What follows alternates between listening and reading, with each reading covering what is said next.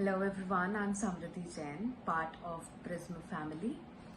Today I want to share a life-changing Anubhav of mine with you.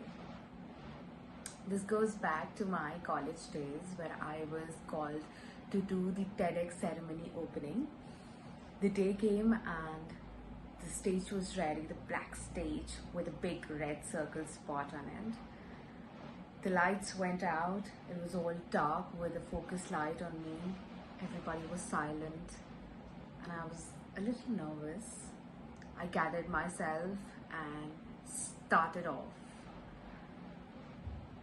When I finished and I opened my arms to live the moment and encourage everybody, I can still feel that moment in me. That power, that enthusiasm, that strength that gave it to me, it's still building me on.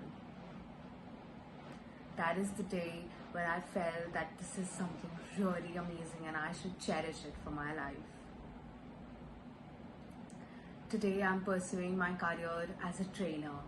It's something that I really appreciate, that these experiences which have happened, these Anubhav on daily basis that have happened have given me courage, strength to come up and pursue my dreams. One Anubhav can change everything.